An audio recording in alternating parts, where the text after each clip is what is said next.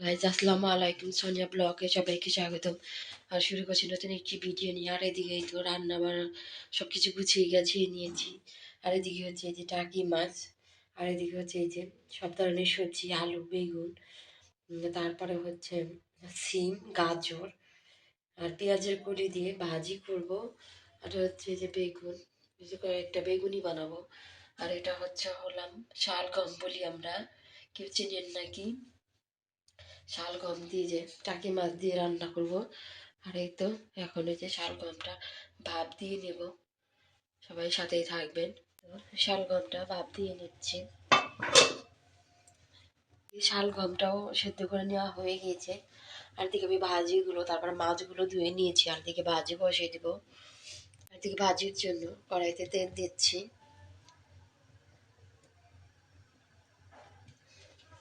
ভাজির জন্য পেঁয়াজ কাঁচামরিচ তেলে ভেজে নিচ্ছি।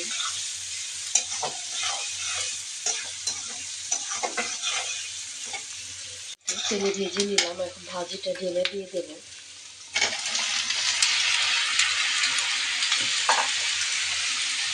এখন নেড়ে চেড়ে নিচ্ছি। ব্লেন্ডারটা বের করে নিয়ে আসলাম। পেঁয়াজটা ব্লেন্ড করব। এই তো পেঁয়াজটা ব্লেন্ড করে নিয়ে আসলাম।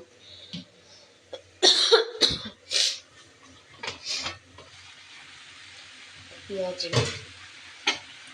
আর এই তো হলুদ, তারপরে লবণ, তারপর জিরা গুঁড়ো দিয়ে দিয়েছি।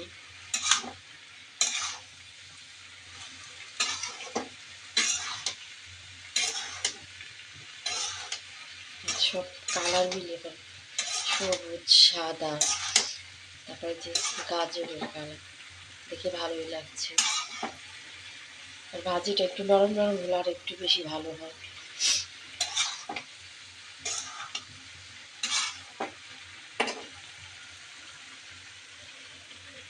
আর কালারটা সেই সুন্দর লাগছে। ঢেকে দেবো আমি। বেসনটা আমি গুলিয়ে নেব কিছু। আর এই শীতের মধ্যে অবশ্যই কিছু ভাজা করা খেতে ভালোই লাগে। আমি হলুদ গুঁড়ো, মরিচ গুঁড়ো, তারপর জিরা গুঁড়ো আর হচ্ছে তেল, লবণ দিয়ে এখন মাখিয়ে নেব। এদিকে ভাজিটা হয়ে গিয়েছে, ফুল ভাজি। আর এই তো মাছের জন্য আমি মশলাটা কষিয়ে নিচ্ছি। পেঁয়াজ বাটা, তারপরে কাঁচামরিচ, হলুদ, মরিচ, তারপরে লবণ আর হচ্ছে জিরা গুঁড়ো দিয়ে মশলাটা কষিয়ে নিচ্ছি। আর এদিকে যে সেদ্ধ করা শালগমগুলো এদিকে আমি যে টাকি মাছগুলো দিয়ে দিলাম। সাইডে দিয়ে আসো যাও।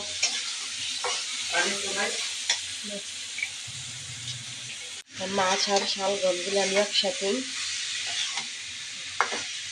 কষিয়ে নেব, তাহলে দুটোটার মধ্যে মশলা ঢুকবে। তো টাকি মাছ এগুলো কষানো হয়ে গেছে, আমি ঝোল দিয়ে দেবো।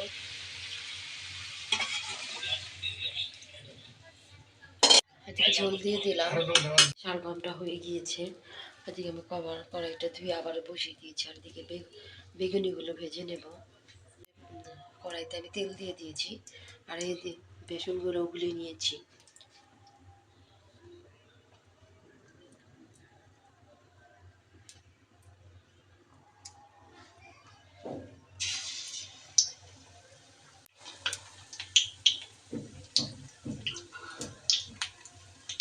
বেগুনিগুলো উঠিয়ে নিয়েছি।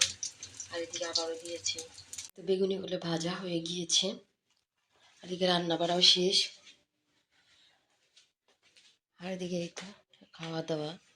সুস্থ থাকবেন, ভালো থাকবেন, সোনিয়া ব্লগের পাশে থাকবেন। চ্যানেল সাবস্ক্রাইব করে লাইক করবেন, কমেন্ট করে শেয়ার করবেন। আল্লাহ হাফেজ।